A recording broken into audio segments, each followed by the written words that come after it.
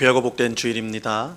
온라인 예배로 이렇게 각 가정에서 예배를 드리는 우리 모든 응곡교회 성도님들에게 주님 안에서 사랑과 은혜와 평강이 충만하게 넘치기를 간절히 바랍니다.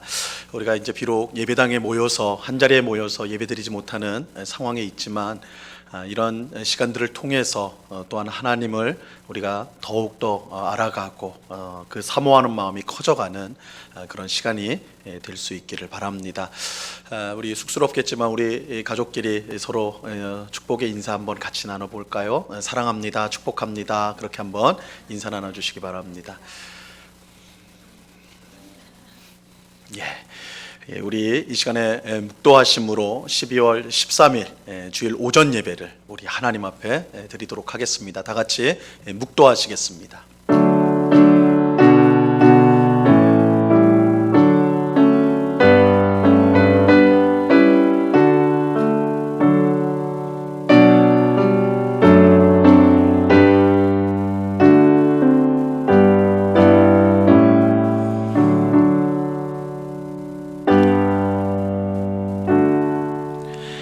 나는 주의 힘을 노래하며 아침에 주의 인자하심을 높이 부르오리니 주는 나의 요새이시며 나의 환난 날의 피난처이심이니이다. 나의 힘이시여 내가 주께 찬송하오리니 하나님은 나의 요새이시며 나를 긍휼히 여기시는 하나님이심이니이다. 아멘.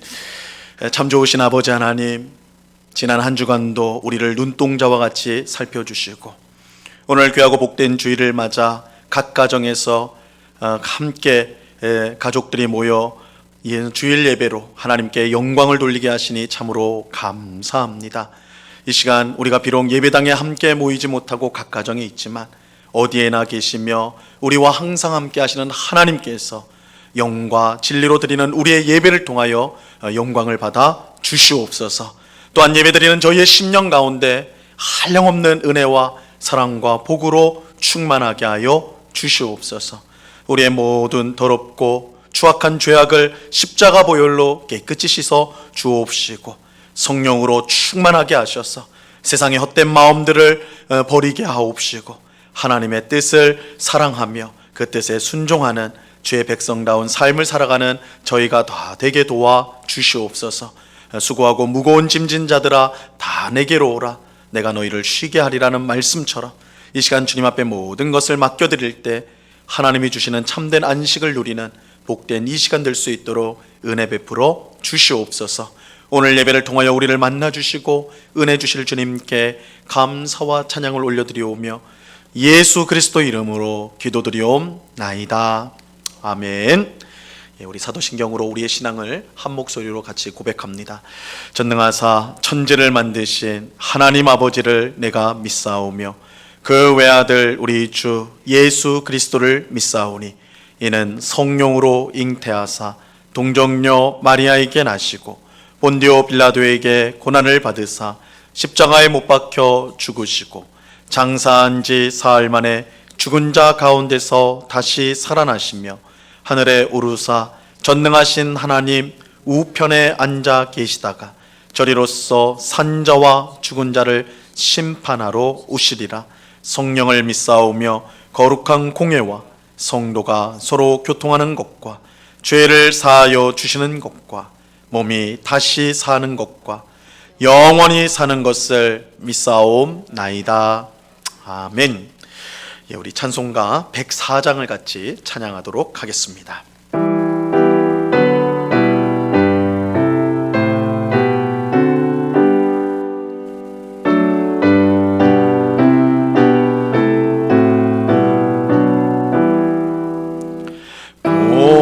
보소서 임마누엘 오 구하소서 이스라엘 그 포로 생활 고달파 메시아 기다립니다.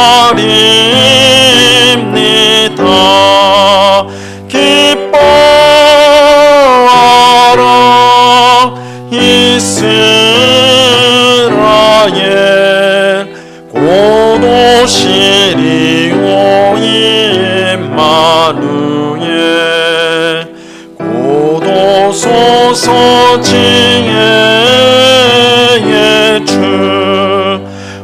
만물 질서 주시고 참 진리의 길 보이사 갈 길을 인도하소서. 기뻐하라 이스라엘 곧 오시리오 임마누엘 곧 오소서 소망의 주 만 백성 한 마음 이루어 시기와 분쟁 없애고 참 평화 채워주소서. 기뻐하라 이스라엘 곧 오시리오 임마누엘. 아멘.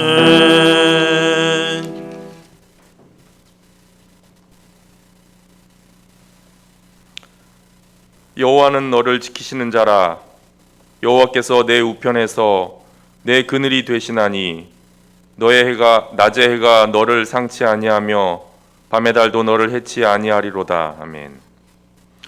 오늘도 역사의 중심에 계셔서 저희의 삶을 인도해 주시는 아버지 하나님, 이 거룩한 주일에 흩어져 있는 주의 성도들이 한 시간에 한 마음으로 가정마다 영상 예배를 드리오니 주께서 홀로 영광받아 주옵소서. 또한 우리에게 정결한 마음 주옵시고 변치 않는 마음 허락하시어 우리의 완악함이 무너지며 심령이 녹아지는 예배되게 하옵소서. 긍휼의 주님, 저희의 삶을 돌아보며 인간의 욕심과 세상의 가치를 따라서 살아가는 저희들의 모습을 돌아보며 여전히 죄 앞에서 타협하였던 저희들은 인생의 판단 기준에 내 자신이 주인 되어서 하나님의 도를 애써 외면하고 살았던 모습임을 고백하며 회개합니다. 바라옵기는 저희를 긍휼히 여겨 주셔서 세상을 뒤쫓아 살아가지 않게 하시고 겸손한 마음으로 주님 의지하는 삶을 살게 하옵소서. 주님의 은혜가 아니면 한순간도 살아갈 수 없는 저희들의 인생이기에 매일매일 주의 계명을 마음에 두고 주님을 조금씩 닮아가는 삶을 살게 하옵소서. 주님, 코로나19 상황 속에서 신실하게 지켜주시는 하나님께 감사를 드립니다. 인생의 어려움 앞에서 믿음으로 반응하지 못했던 연약한 저희 모습을 용서하옵시고 감염병으로 고통당하는 수많은 인생들을 구원하여 주옵소서. 주님, 2020년도 벌써 12월을 맞이했습니다. 참으로 힘들고 어려웠던 한 해였지만 어느덧 마지막 달이 되었습니다. 코로나19라는 선명한 자국을 남긴 한 해였고 과거와는 다른 일상의 한 해였기에 아쉬움도 많습니다. 그러나 주님, 그럼에도 불구하고 우리가 한 해의 마지막을 그냥 허망하거나 쓸쓸하게 맞이하지 않는 이유는 우리에게 주님이 계시기 때문입니다. 2020년 한 해를 돌아보니 할 수 없고 될 수 없는 어려운 환경과 여건이었지만 하나님의 나라는 언제나 풍성하며 작은 것 하나까지도 하나님의 도우심과 손길이 담겨 있다는 소중한 은혜를 우리가 깨닫게 하시니 깊은 감사 기도를 드립니다. 코로나로 기쁨과 평안이 사라진 시대를 살고 있는 저희들이지만 우리의 소망 되신 예수님이 이 땅에 구원자로 오셨던 것처럼 다시 오실 주님의 모습을 기다립니다. 주님을 기다렸던 신실한 믿음의 선진들처럼 우리도 일상의 현장에서 성실하게 살면서 주께서 그러셨던 것처럼 소외되고 낮은 자리에 있는 분들을 돌아보며 감사와 나눔으로 한 해를 마무리하게 하옵소서. 추운 날씨와 코로나19의 재확산으로 몸이 움츠러들고 활동에 제약이 생겼지만 그렇다고 우리의 영혼이 움츠러들지 않기를 기도합니다. 오히려 찬양과 감사가 우리 입에서 흘러나오기를 기도합니다. 주위를 둘러보면 아무도 없는 듯하지만 믿음의 눈을 들면 보이는 분이 계시며 지금도 내 안에서 역사하고 계시는 소망과 어둠의 권세를 물리치신 예수 그리스도를 소리 높여 찬양할 때마다 우리 마음이 소망으로 뜨거워지게 하시고 주님의 긍휼로 우리 영혼에 은혜 주시기를 원합니다. 주님, 코로나 상황의 장기화 가운데에서 우리는 하나님의 크신 섭리를 다 알 수도 없고 이해할 수도 없는 연약한 자들임을 고백합니다. 그러나 저희들 분명하게 기억하며 붙드는 것은 주님은 합력하여 선을 이루시는 분이라는 것입니다. 우리가 건강을 잃기도 하고 미처 생각하지 못했던 여러 곤경에 처하기도 하지만 그러나 그것이 주님을 향한 우리의 사랑을 끊을 수 없다는 확신으로 다시 일어서고자 합니다. 이 시간이 빨리 지나갔으면 하는 마음이 간절하지만 그럼에도 불구하고 주님만 의지하고 바라는 믿음이 견고해지는 연단의 과정 되도록 인도하여 주옵소서. 2020년 겪어보지 못한 인생의 위기 속에서 어렵고 힘들 때마다 기도의 불을 더욱 밝혔던 우리의 영성이 다시 살아나게 하시고 위기의 순간마다 도우시는 소망의 하나님을 뜨겁게 경험할 수 있도록 우리를 긍휼히 여겨 주옵소서. 주님, 교회 안의 환우를 위해서 기도드립니다. 재활치료를 통해 몸과 마음이 온전히 회복되며 긴 병원 생활을 잘 견디게 하옵시고 치료를 잘 받아서 통증이 줄어들고 몸의 기력을 회복하게 하옵소서. 마음속의 우울증과 불평이 사라지고 기쁨과 감사의 삶으로 회복하여 주옵소서. 주님, 이 나라와 이 민족을 긍휼히 여겨 주시고 집단 이기주의와 물질 지상주의가 팽배한 이 나라를 바르게 세워 주옵소서. 갈수록 어려워져가는 경기 침체와 자영업자의 위기, 희망을 잃고 밖으로 내몰린 이웃들과 젊은 세대들을 불쌍히 여겨 주시고 우리 주님만이 저희들의 진정한 소망이 되어 주옵소서.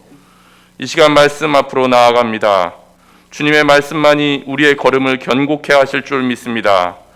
말씀을 들을 때 막연하고 멀리 계신 하나님이 아니라 오늘도 우리 곁에 계시며 우리를 섬세하게 인도해 주시는 주님의 손을 붙들고 살아가도록 결단하는 복된 말씀 되게 하여 주옵소서. 모든 말씀 진리와 소망 되시는 예수 그리스도의 이름으로 기도드립니다. 아멘.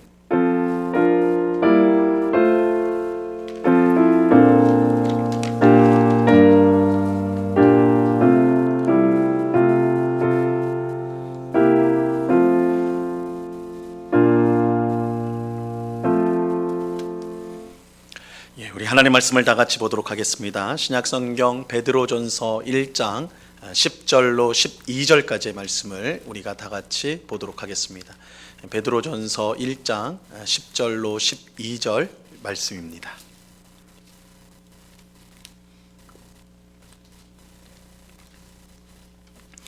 베드로전서 1장 10절로 12절까지의 말씀, 이 시간 하나님께서 우리 모두에게 주시는 말씀입니다. 하나님의 말씀을 들으시기를 바랍니다. 이 구원에 대하여는 너희에게 임할 은혜를 예언하던 선지자들이 연구하고 부지런히 살펴서 자기 속에 계신 그리스도의 영이 그 받으실 고난과 후에 받으실 영광을 미리 증언하여 누구를 또는 어떠한 때를 지시하는지 상고하니라.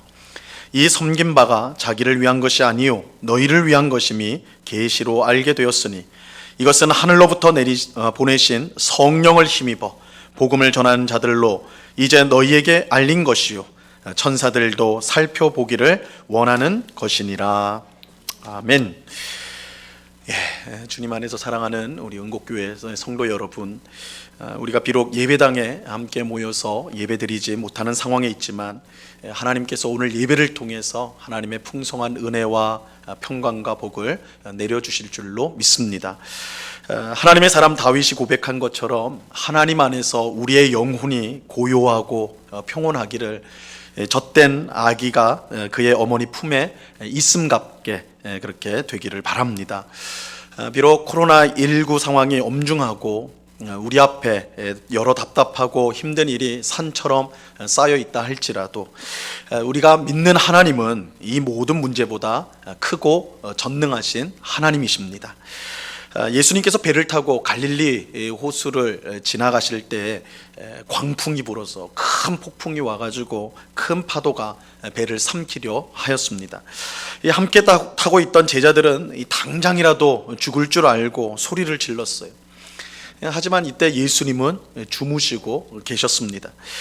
물론 예수님이 너무 피곤해가지고 너무 피곤해서 그렇게 이제 주무신 것도 있기도 하지만 이 폭풍우 속에서도 예수님이 곤히 주무실 수 있었던 것은 어머니 품속에 안긴 아이처럼 전능하신 아버지 하나님께 자신의 몸과 영혼을 맡기셨기 때문입니다.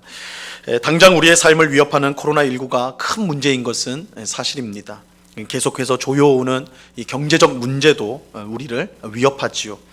자녀의 문제도, 부모의 문제도, 내 건강의 문제도, 앞일에 대한 걱정도 모두 우리를 두렵게 하고 낙심하게 합니다. 하지만 하나님을 믿는 우리에게 진짜 문제는 이러한 것들이 아니에요. 우리의 진짜 문제는 모든 문제를 해결해 줄 수 있는 구원자가 있음에도 우리 앞에 놓인 문제에 압도되어 그 구원자를 보지 못하는 것입니다.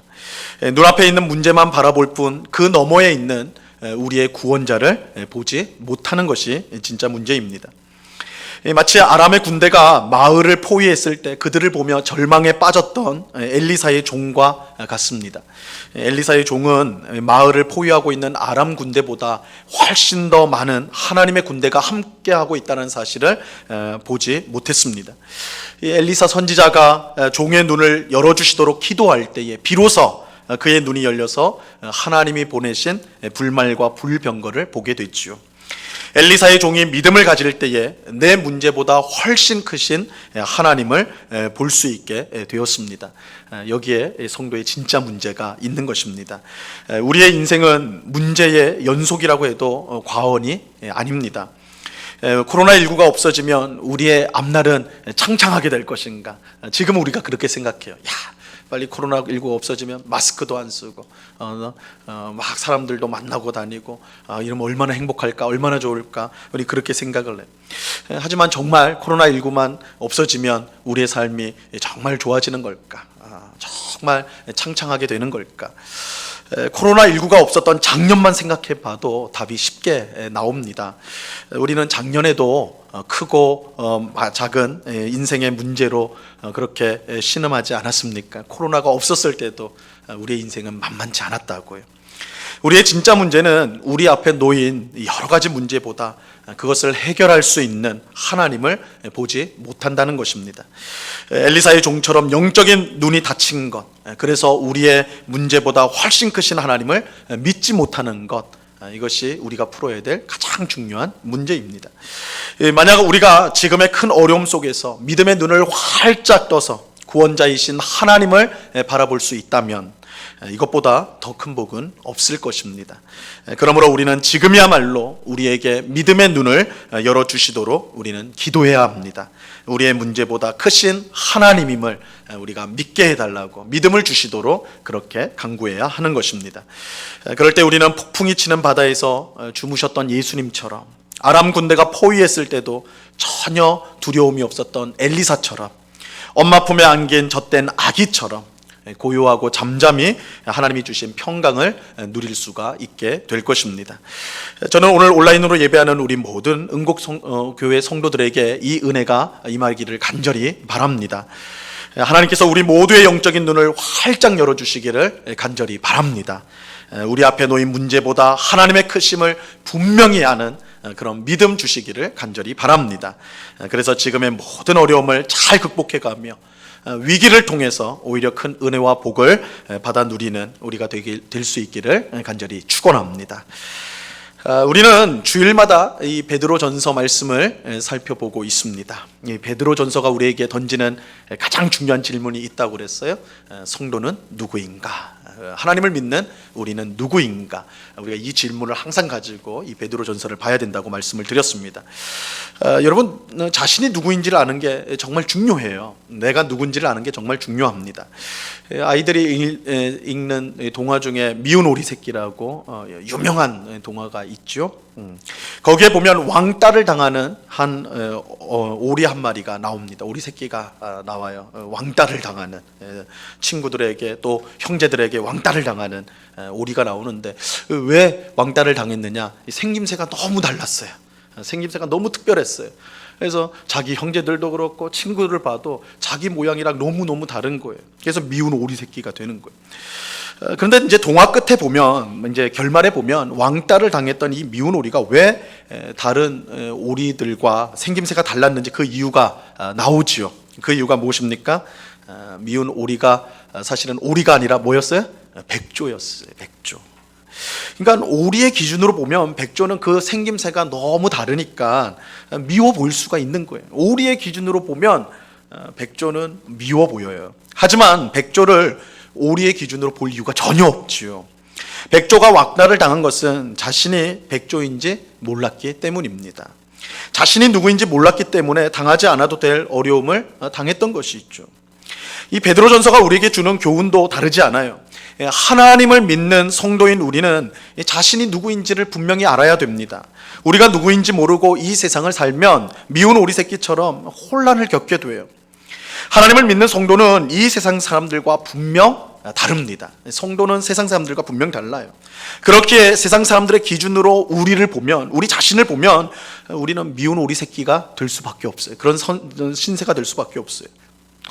아무리 아름다운 백조라도 자신이 오리라고 생각하고 오리 속에 있으면요, 미운 오리 새끼가 되는 것입니다. 하지만 자신이 누구인지 분명히 알면 세상 사람들 속에서 산다고 해도 그들의 생각과 판단에 흔들리지 않고, 이제 세상 사람들의 기준으로 나 자신을 판단하지 않고, 나 자신을 바라보지 않고, 그렇기 때문에 자기가 가야 될 길을 묵묵히 걸어갈 수가 있게 되는 것입니다. 자기를 알아야 돼요. 성도는 자기가 누구인지를 분명히 알아야 됩니다. 자, 그렇다면 베드로전서는 성도인 우리가 누구라고 말씀하고 있습니까? 삼위일체 하나님께 선택을 받아 하나님 나라를 향해 나아가는 나그네. 그렇죠? 우리가 지금까지 베드로전서 앞부분을 보면서 이렇게 이제 우리의 정체성을 베드로전서가 말한다는 걸 살펴보았어요. 삼위일체 하나님께 선택을 받아 하나님 나라를 향해 나아가는 나그네. 이게 성도인 우리의 정체성, 바로 우리입니다. 그런데 이처럼 하나님께, 삼위일체 하나님께 선택을 받아 천국을 향해 나아가게 되었다. 이것을요, 한 단어로 바꿀 수가 있어요. 한 단어로. 삼위일체 하나님께 선택을 받아 하나님 나라를 향해 나아가게 됐다. 이것을 한 단어로 바꿀 수 있는데, 그것은 바로 구원이라는 단어예요. 구원. 우리는 이것을 이제 구약 성경에 나오는 출애굽 사건을 통해 확인할 수가 있습니다. 출애굽 사건을 간단하게 말하면요, 하나님께 선택받은 이스라엘이 애굽에서 빠져나와 하나님께서 약속하신 가나안 땅으로 간 것이라고 이 출애굽 사건을 이야기할 수가 있습니다. 애굽에는요, 이스라엘 백성만 있었던 게 아니에요. 뭐 당연히 애굽 땅에는 애굽 백성이 있었습니다. 근데 하나님이 애굽 백성과 이스라엘 백성 가운데 누구를 선택해요? 이스라엘 백성을 선택하신 거예요. 그죠? 하나님께서 이스라엘 백성을 선택하셨어요. 그리고 하나님께서 애굽에서 고통당했던 이스라엘 백성을 꺼내셔서 가나안 땅을 향해 가도록 하셨습니다. 이것이 출애굽 사건이고 구약 성경의 대표적인 구원 사건이에요. 이 출애굽 사건이 중요한 이유는 성경 전체가 이 출애굽 사건을 하나님이 우리에게 베푸시는 구원의 모형, 아주 샘플로 제시를 하고 있다는 점이에요. 신구약 성경 전체가 이 구원을, 하나님 우리에게 베푸신 구원이 뭐냐 했을 때 이 출애굽 사건을 항상 예시로 듭니다. 굉장히 많은 경우 예시를 들어요. 그러니까 이 출애굽 사건이라는 것이 하나님 우리에게 베푸시는 이 구원을 상징하는 아주 대표적인 이 구원 사건이라고 할 수 있는 것이죠. 근데 이것을 이제 우리에게 적용해 보면 이래요. 하나님께서 세상의 많은 사람 중에 우리를 선택하셨어요. 그죠? 삼위일체 하나님께서 선택하셨어요. 그리고 죄로 가득한 이 세상에서 우리를 꺼내셔서 어디를 향해 가게 하십니까? 하나님 나라를 향해 가도록 하십니다. 출애굽 사건의 이스라엘 백성과 똑같죠. 그죠? 하나님께서 애굽에서 이스라엘 백성을 선택하셔서 그들을 애굽에서 꺼내셔서 가나안 땅을 향해 가도록 하신 것이 이 출애굽 사건인데, 이 출애굽 사건의 모형과 똑같이 하나님은 이 세상에서 우리 성도를 선택하셔서 죄된 세상에서 꺼내어 하나님 나라를 향해 가도록 하셨다. 또 이스라엘 백성의 조상인 아브라함과 이삭과 야곱은 스스로를 나그네라고 그렇게 생각을 했어요. 나그네라고 여겼는데, 이것 또한 우리와 똑같다고 할 수가 있죠. 우리도 나그네, 그죠? 삼위일체 하나님께 선택을 받아 하나님 나라를 향해 나가는 나그네인데, 이스라엘의 조상들 또한 자신들을 나그네라고 이렇게 여겼다. 이렇게 보면 삼위일체 하나님께 선택을 받아 하나님 나라를 향해 나아가는 이 나그네라는 우리의 정체성을 간단하게 말을 하면 구원받은 나그네다, 이렇게 표현할 수가 있는 것입니다. 구원받은 나그네. 자, 오늘 읽은 본문은 우리가 이처럼 이 구원받은 나그네라고 할 때에 우리가 받은 구원이 얼마나 영광스러운가, 우리가 받은 구원이 얼마나 영광스러운 구원인가를 오늘 말씀은 밝혀주고 있어요. 근데 사도 베드로가 이 구원이 얼마나 영광스러운지를 알려주는 분명한 이유가 있습니다. 하나님께서 우리에게 얼마나 영광스러운 구원을 주셨는가, 그것을 알려줌으로써 그것에 합당한 삶을 살도록 하기 위해서입니다. 그러니까 너희가 받은 구원이 얼마나 영광스럽고 얼마나 귀한 것인 줄 아느냐?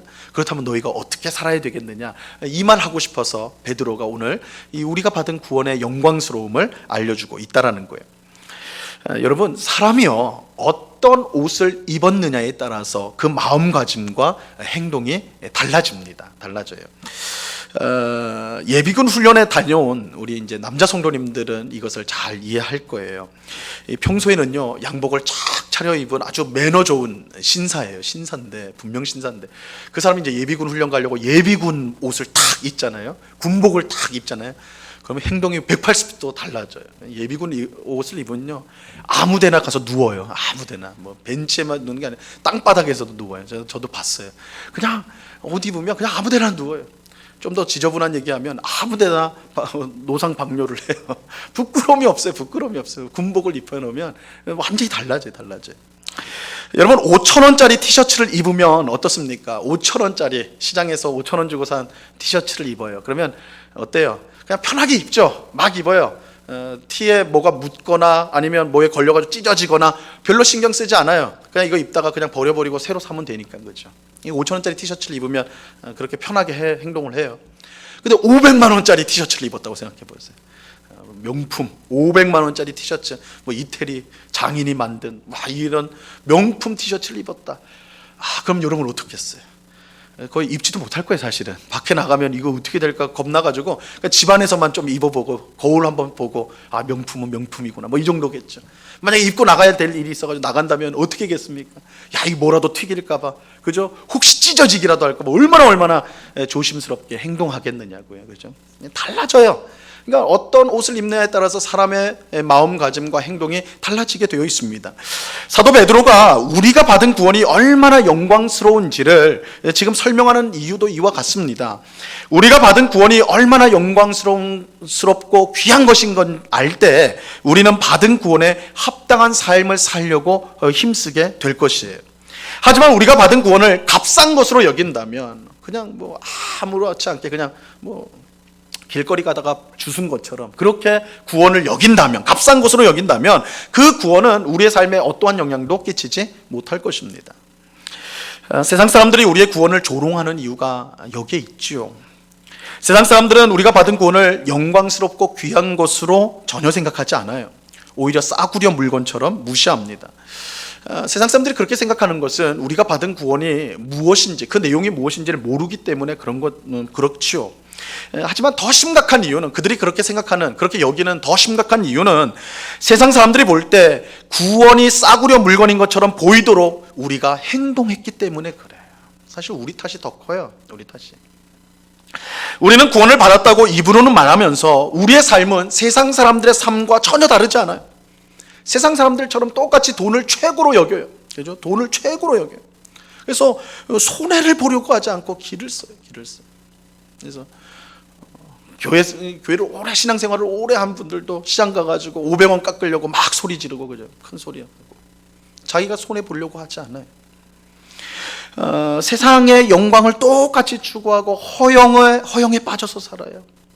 세상의 겉모습들을 똑같이 그거 갖춰야지 사는 것처럼, 걔 잘 사는 것처럼 예수 믿는 사람도 똑같단 말이에요. 세상 사람들이 볼 때 자신들과 구원받은 우리 간에 차이를 발견할 수가 없어요. 이처럼 성도인 우리가 세상 사람들과 똑같이 살면서도 뭐라고 말하냐면, 그래도 우린 죽으면 천국 간다. 우리가 너희랑 똑같이 살지만 그래도 우리는 죽으면 천국 간다. 이렇게 주장을 하니까 세상 사람들이 볼 때 우리가 주장하는, 말하는 구원이요, 얼마나 싸구려로 보이는지 몰라요. 똑같이 욕심부리고 똑같이 세상 거 탐욕하면서 살아가는데도 우린 천국 간다 이렇게 말해보니까 세상 사람들 눈에는 우리가 주장하는 그 구원이 굉장히 싸구려로 보이는 거예요. 가치 없이 보이는 거예요.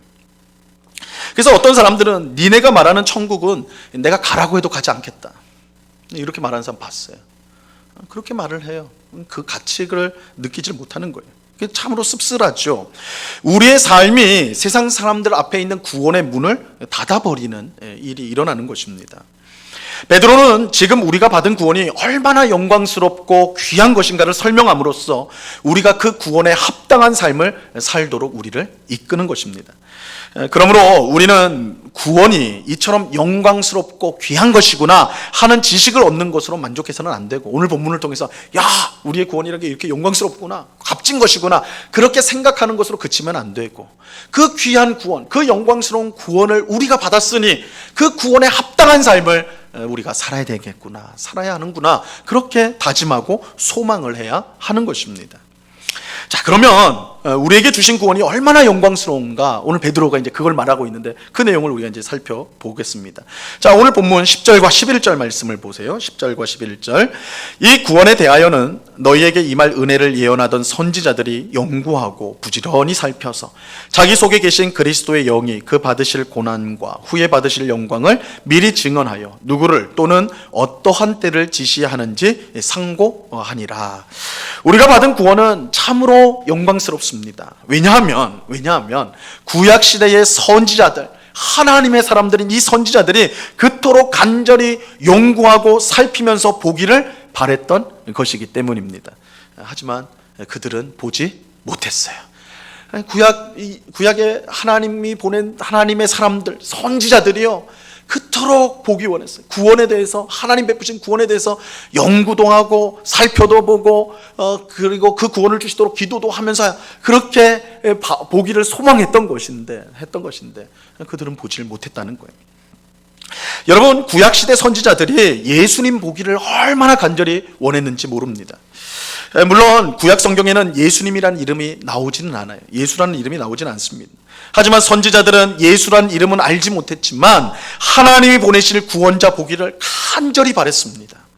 더 구체적으로 말하면 하나님이 보내실 구원자가 이 땅에 오셔서 우리의 모든 죄를 사하심으로 완전한 구원을 주시고 죄로 망가진 이 세상에 하나님 나라가 임하는 것을 그들은 간절히 보기를 원했어요. 구약의 선지자들은 한결같이 하나님이 베푸실 구원, 하나님이 보내실 구원자, 그 구원자를 통해 이루실 구원, 하나님의 나라가 이 땅 가운데 세워지는 것을 정말 보기를 원했어요. 간절히 소망했어요. 그날이 오기를 소망했어요. 그러면서 예언을 하고 그러면서 하나님의 말씀을 전했던 그 사람들이 선지자들이었다고요. 비유하자면 이 선지자들은요, 일제시대 때 잃어버린 나라의 광복을 그토록 염원하면서 독립운동을 하다가 광복을 보지 못하고 죽은 독립운동가들이라 할 수가 있어요. 독립운동가들이 어땠습니까? 일제가 물러가고 나라가 독립이 되어 자유로운 세상이 오기를 누구보다 손꼽아 기다렸잖아요. 그렇죠? 그래서 어떤 시인은 자신의 광복만 온다면, 나라가 독립을 찾기만 한다면 자신의 가죽을, 그죠? 몸에 가죽을 베어서 북을 만들어 그걸로 치면서 그 행진에 앞장서겠다, 이런 유명한 시도 쓰지 않았습니까? 그토록 간절히 바란 거예요. 그토록 간절히 바랬어요. 하지만 그들은 광복을 위해서 목숨을 바쳤어요. 그 결과 그들은 실제로 광복은 보지 못했어요. 너무너무 자유로운 나라가 되는 거, 독립된 나라가 되는 거, 누구보다도 그것을 간절히 소망했지만 그들은 그 날을 보지 못하고 누리지 못하고 죽게 되었어요. 구약 시대의 선지자들이 꼭 그랬어요. 그들은 그들 속에 있는 그리스도의 영이 알려주셔서 예수님의 탄생과 사역과 십자가 죽음과 부활의 영광을 이미 알고 있었어요. 그리스도의 영이 알려주셨어요. 성령께서 그들에게 알려주셨어요. 그래서 구약시대의 선지자들은 예수님이 오실 것과 오셔서 하실 일들을 예언을 하였습니다. 구약 성경에 그러한 예언들이 담겨져 있지 않습니까? 몇몇 개만 우리가 살펴보면 이래요. 가령 이사야 선지자는 예수님이 처녀에게 나실 것을 예언하였어요. 예수님이 오시기 800년 전에 예언을 합니다. 이사야서 7장 14절 하반절에 보면 보라, 처녀가 잉태하여 아들을 낳을 것이요 그의 이름을 임마누엘이라 하리라. 그러니까 이사야 선지자는 그 안에 성령께서, 그리스도의 영께서 알려주세요. 야, 예수님께서 처녀, 메시아가 오는데 처녀의 몸으로 올 것이다. 그래서 그것을 듣고 미리 이렇게 예언을 하는 거예요. 예언을 했어요. 미가 선지자는 예수님께서 베들레헴에서 탄생할 것을 예언하였어요. 미가서 5장 2절 말씀에 보면 베들레헴 에브라다야, 너는 유다 족속 중에 작을지라도 이스라엘을 다스릴 자가 내게로 나올 것이라. 그의 근본은 상고의 영혼에 있느니라. 예수님께서 메시아가 나오시는데 베들레헴에서 나올 것이다. 베들레헴에서. 또 이사야서 61장 1절은 예수님께서 이 세상에 오셨을 때 어떤 일을 하게 될 것인가를 밝히고 있어요. 주 여호와의 영이 내게 내리셨으니 이는 여호와께서 내게 기름을 부으사 가난한 자에게 아름다운 소식을 전하게 하려 하심이라. 나를 보내사 마음이 상한 자를 고치며 포로된 자에게 자유를, 갇힌 자에게 노임을 선포하며. 예수님이 이 땅에 오셔서 이 일을 하셨어요. 그죠? 그래서 이 말씀은 누가복음 4장에 보면 예수님이 회당에서 이 말씀을 인용하여서 이 말씀이 오늘 이루어졌다. 예수님이 그 일을 하러 오셨다. 스스로 밝히고 있죠. 예수님의 구원 역사에서 가장 중요하다고 할 수 있는 예수님의 십자가 죽음에 대해서도 선지자들은 예언하였습니다. 특히 이사야서 53장 5절은 예수님의 십자가 죽음이 우리의 죄 때문에 받으신 대속의 죽음, 우리의 죄를 대신해 죽은 대속의 죽음임을 예언하죠. 그가 찔림은 우리의 허물 때문이요 그가 상함은 우리의 죄악 때문이라. 그가 징계를 받음으로 우리는 평화를 누리고 그가 채찍에 맞음으로 우리는 나음을 받았도다. 또 이사야 선지자는 예수님께서 죽으신 후에 부자의 무덤에 장사될 것이다. 부자의 무덤에 그 시체가 놓이게 될 것이다. 이렇게 예언을 하였는데 실제로 예수님은 부자였던 아리마대 요셉의 묘에 장사가 되지요. 다 성령께서 구약시대 선지자들에게 이러한 내용들을 이미 다 알려주셨어요. 예수님의 십자가 죽음과 더불어 그의 부활도 이 선지자들은 예언합니다. 다윗은 선지자로서, 우리가 이제 다윗은 그냥 왕으로만 알고 있는데 다윗은 선지자이기도 했어요. 사도행전 2장 30절에 보면 다윗이 선지자였다 이렇게 말씀하는데, 다윗은 선지자로서 예수님의 부활을 예언합니다. 시편 16편 10절에 보면 이는 주께서 내 영혼을 스올에 버리지 아니하시며 주의 거룩한 자를 멸망시키지 않으실 것임이니이다. 사도행전 2장에서 베드로는 이 말씀, 다윗이 한 이 시편의 말씀이 바로 예수님의 부활을 가리키는 말씀이다, 예언한 것이다, 이렇게 밝히고 있죠. 마지막으로 선지자들은 부활하신 예수님이 하나님께로 다시 돌아가시면서 성령 하나님을 모든 믿는 자들에게 부어주실 것을 예언합니다. 요엘서 2장 28절, 요엘 선지자가 이렇게 예언을 하였어요. 그 후에 내가 내 영을 만민에게 부어주리니 너희 자녀들이 장래 일을 말할 것이며 너희 늙은이는 꿈을 꾸며 너희 젊은이는 이상을 볼 것이며. 이 예언은 사도행전 2장에 나오는 오순절 성령 강림 사건을 통하여 성취가 됩니다. 이처럼 구약시대의 선지자들은 수백 년 후에 오실 예수님에 관해서 예언을 하였어요. 예수님의 탄생으로부터 시작하여 그가 어떻게 사역을 하실고, 또한 그가 어떤 죽음을 당하고, 또한 부활하여서 하늘에 승천하여 성령을 보내시기까지 이 모든 것들을 선지자들은 예언하였습니다. 성령께서 그들에게 알려주셨어요. 그리스도의 영이 알려주셨어요. 여러분 생각해 보세요. 선지자들이 그런 성령을 통해, 그리스도의 영을 통해서 앞으로 오실 메시아에 대한 내용을 들었을 때 그들이 그것을 실제로 보기를 얼마나 원했을까요? 만약에 내 때에 예수님을 볼 수 있다면, 만약 내 때에 메시아가 오는 것을 볼 수 있다면 얼마나 좋을까. 그들은 혹 예수님이 나의 때에 오시지 않을까, 곧 오시지 않을까, 그런 기대 속에 그들은 선지자로서의 사명을 감당하며 살았던 거예요. 그들은 예수님 보기를 간절히 바랬어요. 그들은 예수님을 통해 완성될 구원, 임하게 될 하나님의 나라를 정말로 간절히 보기를 원했어요. 하지만 중요한 건 이거예요. 그들이 간절히 바라고 사모했지만 그들은 보지 못했다는 거예요. 왜 그랬는가? 왜 그랬는가? 예수님을 통해 주실 구원의 은혜가 그들을 위해 주어진 것이 아니라 바로 오늘 우리들을 위해 주어진 것이기 때문입니다. 이거 상당히 충격적인 내용이죠. 오늘 본문 12절 말씀 보세요. 12절. 이 섬긴 바가 자기를 위한 것이 아니요 너희를 위한 것임이, 이 중요해요. 너희를 위한 것임이 계시로 알게 되었으니 이것은 하늘로부터 보내신 성령을 힘입어 복을 전하는 자들로 이제 너희에게 알린 것이요 천사들도 살펴보기를 원하는 것이니라. 여러분, 이 말씀은 얼마나 굉장한 말씀인지 아시겠어요? 굉장한 말씀이죠. 구약시대의 그 위대한 선지자들, 여러분, 선지자들은 하나님께 직접 말씀을 듣는 사람들이에요. 성령께서 그들 속에서 하나님의 오묘한 뜻과 모든 진리를 아주 직접적으로 말씀해 주는 사람들이 선지자들입니다. 그런데 그런 위대한 선지자들도 그토록 사모했으나 보지 못한 것들을요 누가 보고 있다고요? 오늘 우리가 보고 있다고요. 너희를 위한 것입니다. 그들을 위한 것이 아니라 누구요? 우리를 위한 것이다. 이렇게 말하고 있어요. 그들은 예수님에 관해 평생 연구하고 살펴보고 예언했지만 예수님이 실제로 어떻게 세상에 오셨고 어떤 말씀을 하셨으며 어떻게 십자가에서 죽으시고 어떻게 부활하시고 또한 승천하시고 또 성령님을 어떻게 보내주셨는지 그들은 알지 못해요. 왜요? 보지 못했으니까. 그러니까 성령께서 알려주셔서, 그리스도의 영이 알려주셔서 그런 일이 일어나리라는 것은 알지만 실제로 그것이 어떻게 발생했는지는 보지 못한 거예요. 하지만 우리는 성경을 통해서, 오늘 우리는 성경을 통해서 그들이 그토록 사모하고 보고자 했던 것들을 모두 정확히 알고 보고 있는 것입니다.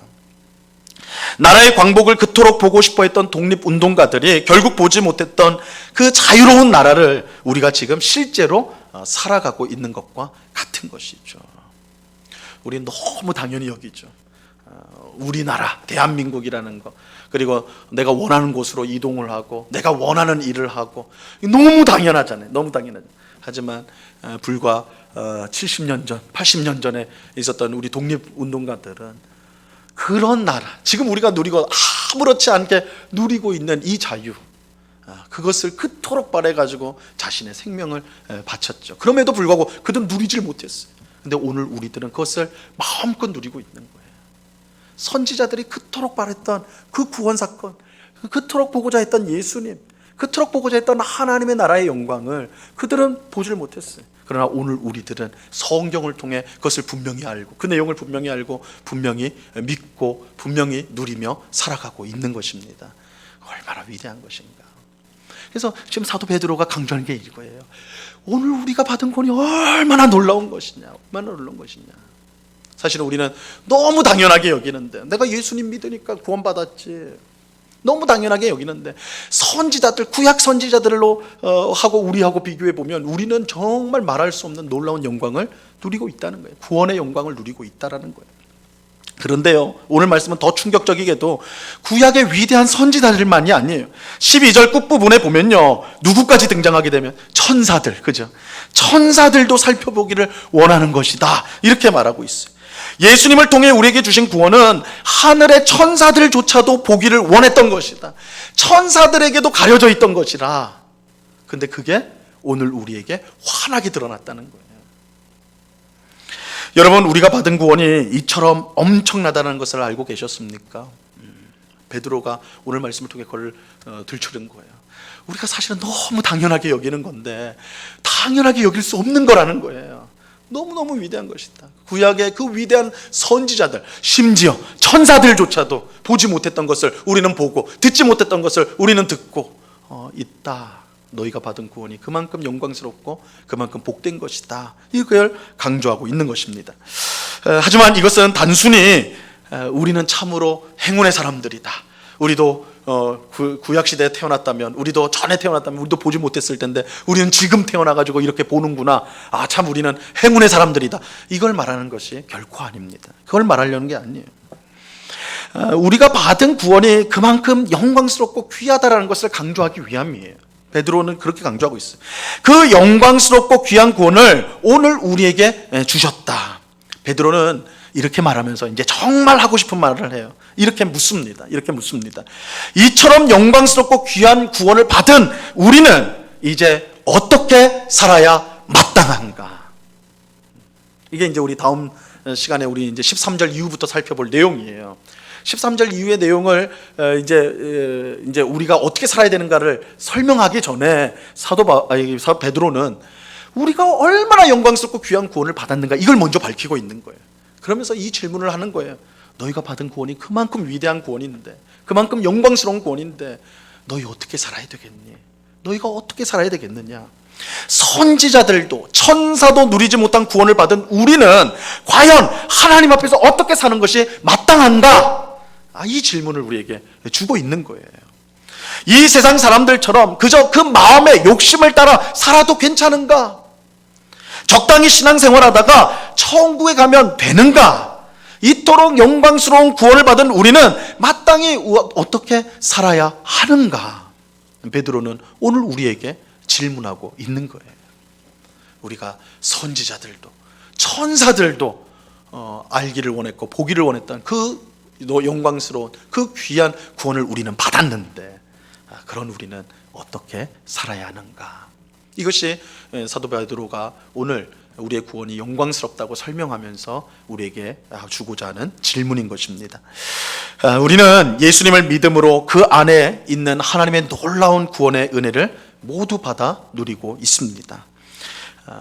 우리의 모든 죄가 씻어졌어요. 우리의 모든 죄가 씻어졌을 뿐만 아니라 하나님과 화목하게 되었어요. 화목했을 뿐만 아니라 우리는 하나님의 자녀요, 하나님의 백성이요, 하나님의 배우자가 되었어요. 이게 성경이 다 말씀하고 있는 예수 그리스도 안에 있는 구원의 은혜 아닙니까? 여러분, 우리가 기도할 수 있는 것도 예수님 때문이잖아요. 우리가 기도 마칠 때 뭐라고 그래요? 예수님의 이름으로 기도합니다. 아멘 하잖아요. 선지자들은 그렇게 기도를 못했다니까요. 천사들도 그렇게 기도를 못했어요. 오늘 우리들에게 주어진 특권이에요. 예수 안에 있는 이 놀라운 구원의 은혜를 우리가 지금 누리고 있는 것입니다. 하지만 주신 구원의 은혜에 합당하게 살고 있는가?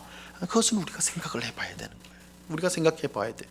우리 스스로 구원을 싸구려로 만들고 있지는 않은지, 그 결과 세상 사람들 앞에서 구원의 문을 닫고 있는 일을 하고 있지는 않은지 우리 자신을 점검해 보아야 한다는 것입니다.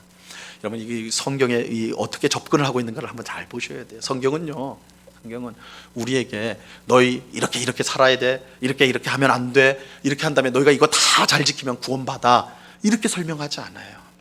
그거는 성경의 구원관이 아니에요. 성경의 구원관은 하나님이 우리에게 이미 엄청난 구원을 주셨다. 은혜로 구원을 주셨다. 그러니까 너희 그 구원을 받은 너희는 이제 어떻게 살아야 되겠느냐. 이게 한결같은 성경의 구원론이에요. 사도 베드로도 똑같아요. 똑같이 설명을 해요. 너희가 받고자 하는 구원이 얼마나 영광스러운 건지 아냐? 받은 구원이 얼마나 영광스러운 건지 아냐? 구약의 그 위대한 선지자들도 사모만 했지, 바라보기만 했지 얻지 못했던 거다. 천사들조차도 그거 누리지 못했던 거다. 근데 바로 너희에게 주신 것이다. 너희가 얼마나 지금 복된 은혜를 맛보고 있느냐, 구원의 은혜를 누리고 있느냐. 그렇다면 너희가 어떻게 살아야 되겠느냐. 이것을 이렇게 질문을 하고 있는 거예요. 오늘 예배하는 우리 모두가 구약의 위대한 선지자들과 천사들도 누리지 못한 이 영광스러운 구원을 받았음을 감사하면서 그 구원에 합당한 삶을 살겠다고 다짐할 수 있게 되기를 간절히 바랍니다. 여러분, 예수님을 우리가 옷 입은 사람들이에요. 아까 제가 예를 들었죠. 사람은 어떤 옷을 입느냐에 따라서 마음가짐과 행동이 달라지게 돼 있어요. 이 세상의 허영과 세상의 헛된 것을 옷 입고 있는 사람은 그렇게 살아갈 수밖에 없어요. 그러나 우리는 예수를 옷 입은 사람, 영광스러운 구원을 옷 입은 사람들이에요. 이 귀한 옷을 입고 우리가 어떻게 살아야 되겠습니까? 우리의 삶을 통해서 하나님이 베푸신 구원의 영광을 세상에 드러내는 그런 삶을 우리는 살아야 될 것입니다. 그런 은혜가 오늘 예배하는 우리 모두에게 충만히 임하기를 우리 주님의 이름으로 간절히 축원합니다. 기도하겠습니다. 하나님 아버지, 감사합니다.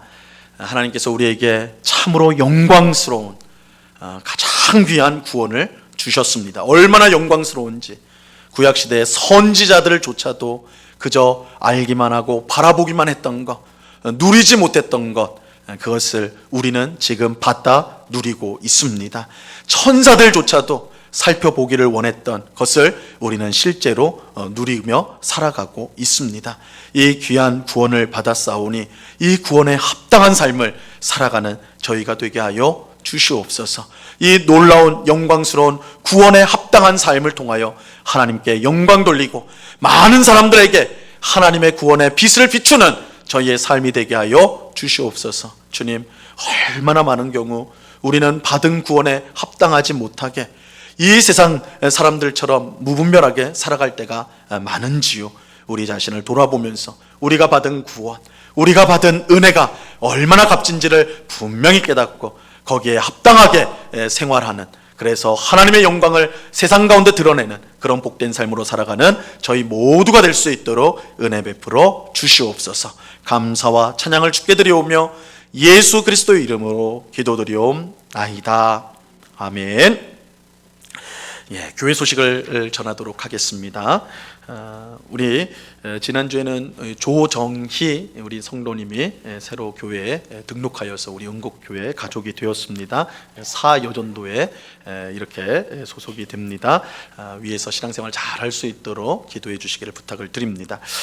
온라인 예배를 안내해 드립니다. 우리가 지금 잘 아시는 것처럼 사회적 거리두기 2.5단계가 12월 28일 월요일까지 그렇게 이제 지속되는 것으로 발표가 되었습니다. 그래서 그 기간 동안에는 교회 예배당 안에서 함께 모여서 드리는 대면 예배가 원칙적으로 금지가 되고 오늘 우리가 이렇게 드리는 예배처럼 온라인으로 진행이 되게 됩니다. 그래서 저희 교회도 정부와 방역 당국의 지침을 준수하고 적극적으로 이웃 사랑을 실천하기 위해서 12월 28일 월요일까지 12월 28일 월요일까지 모든 예배와 기도회를 온라인으로 그렇게 이제 진행을 하고 있습니다. 우리 매일 새벽 기도회가 영상으로 지금 교회 홈페이지와 유튜브를 통해서 올라가고 있고요. 수요 예배와 주일 오전 예배가 그렇게 이제 교회 홈페이지와 온라인 유튜브를 통해서 이제 참여하실 수 있도록 그렇게 되어 있습니다. 우리 비록 예배당에 함께 모이지 못하지만 이 온라인 상에서 기도회와 예배에 참여하여서 우리의 믿음이 후퇴하지 않고 오히려 이런 위기 속에서 더욱더 성장하고 성숙되어지는 귀한 은혜가 임하기를 바랍니다. 세 번째는 우리 2021년 요람을 지금 제작을 하고 있는데요. 바뀐 주소나 전화번호가 있는 우리 성도님들은 꼭 교회로 연락을 주셔서 이제 수정이 되게 될 수 있도록 그렇게 협력해 주시기를 부탁을 드립니다. 우리가 내년 초에는 요람이 나와야 되기, 첫째 주에는 나와야 되기 때문에 가능하면 12월 셋째 주 정도, 다음 주 정도까지는 이렇게 알려주시기를 부탁을 드립니다. 온라인 예배 헌금 안내가 지금 이제 화면을 통해서 나가고 있습니다. 국민은행 계좌로 되어 있는데요. 우리 이제 예배당에 지금 모일 수 없기 때문에 온라인으로 그렇게 헌금을 해주시기를 안내를 드립니다. 또한 헌금에 관한 문의가 있는 성도님께서는 교회 사무실로 연락을 주시면 안내해드리도록 하겠습니다. 교우 소식을 전해드립니다. 우리 지난주에는 우리 남인순 집사님, 나복순 집사님의 어머니이신 고 노종옥 권사님의 장례가 있었습니다. 목포에서 장례가 진행되었는데요. 우리 교육자들과 우리 성도님들 함께 위로 예배로 다녀왔습니다. 우리 성도님들의 위로와 사랑을 대신 전해드리고 왔는데 우리 이제 지금은 우리가 볼 수가 없으니까 뭐 전화를 통해서나 혹은 기도를 통해서 많이 격려해 주시고 위로해 주시기를 부탁을 드립니다. 우리 이사 광고입니다. 우리 나복순 집사님이 영등포구 신길동 쪽으로 이사를 하였습니다. 기억해 주시고 기도해 주시기를 바랍니다. 우리 주신 말씀을 생각하면서 찬송가 321장을 같이 찬양하도록 하겠습니다.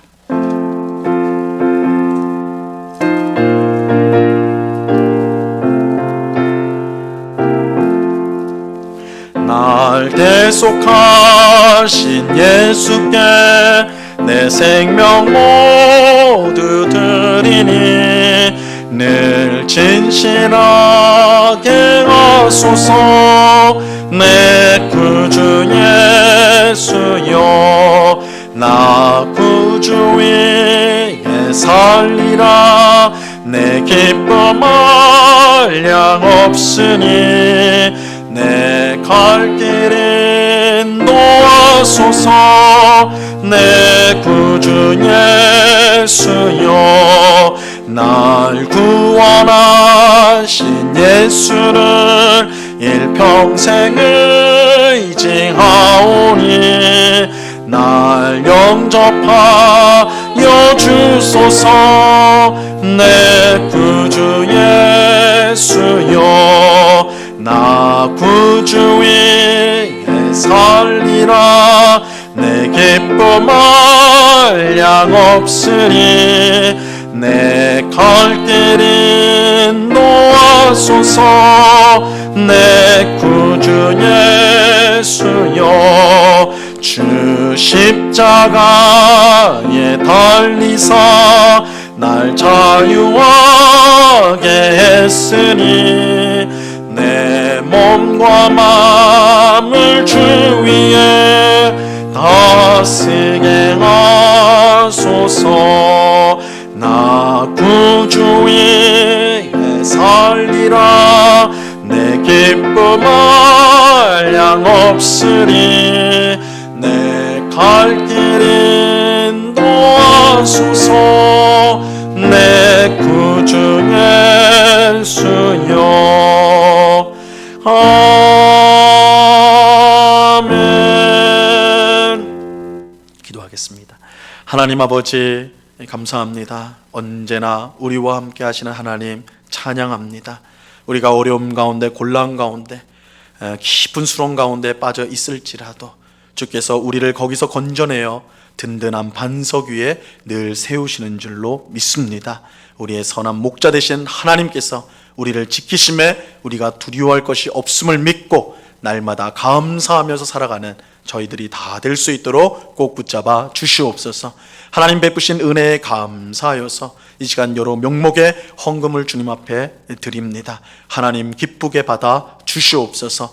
이 헌금이 사용되어지는 곳마다 주님의 복음이 힘있게 증거되어지게 하시고 어렵고 힘든 이웃들을 돕고 살리며 주님의 몸된 교회를 든든히 세우는 데 쓰여지는 귀한 헌금이 될 수 있도록 역사하여 주시옵소서. 주님, 온라인으로 각 가정에서 혹은 홀로 예배를 드리는 우리 성도들을 주님 붙잡아 주옵소서. 아버지 하나님, 우리의 마음이 느슨해지지 않기를 원합니다. 하나님, 이 어려운 시기를 그저 육체의 방종하는 그런 시간으로 삼지 않게 하시고 오히려 우리 스스로를 더욱더 하나님 앞에 세우는데 힘을 기울이는, 더욱더 하나님을 간절히 찾고 구하는 시간이 될 수 있도록 도와 주옵소서. 그래서 이 어려운 시기가 지났을 때 우리의 믿음이 더욱더 성장되어 정말 예수님을 더욱더 닮아가는 아름다운 결실로 나타날 수 있도록 하나님, 저희의 심령을 주님께서 붙잡아 주시옵소서. 우리 성도들의 가정을 주님 지켜 주옵소서. 함께 예배할 때에, 함께 찬송할 때에 우리의 마음이 하나님만을 향할 수 있도록 도와주시고 온 가족이 서로를 사랑하게 하시고 가정 가운데 있는 여러 불화와 또한 경제적 어려움과 여러 힘든 어려운 전들이 하나님의 은혜 가운데 풀려지고 새로워지는 귀한 역사가 우리 모든 성도들의 가정 가운데 임하게 하여 주시옵소서. 아버지 하나님, 이제 한 주간도 하나님의 은혜 가운데 힘차게 살아가는 저희가 되기를 원합니다. 앞이 막막하고 정말 짙은 안개가 낀 것처럼 그런 답답함이 우리 가운데 있을지라도 우리 주님께서 강력한 빛을 비춰주사 우리로 하여금 나아갈 길을 항상 보여주실 줄로 믿고 그 길로 힘있게 전진해가는 주의 백성들이 다 될 수 있도록 은혜를 내리워 주시옵소서. 언제나 우리와 함께 하시는 주님께 감사와 찬양을 올려드리오며 예수 그리스도의 이름으로 기도드리옵나이다. 아멘. 지금은 우리 주 예수 그리스도의 은혜와 아버지 하나님의 극진하신 사랑과 성령 하나님의 교통하심과 충만케 하심과 늘 동행하심이 하나님 나라를 항상 바라보며 나아가는 나그네로서 하나님께서 베푸신 구원이 얼마나 영광스럽고 복된지를 알고 그 영광스러운 구원에 합당한 삶으로 날마다 살아가기를 그 마음에 다짐하고 소원하는 주의 사랑하시는 모든 성도들의 심령 위에, 그 가정 위에, 그 일터 위에, 주님의 몸된 교회 위에 이제로부터 영원토록 함께하기를 간절히 축원하옵나이다. 아멘.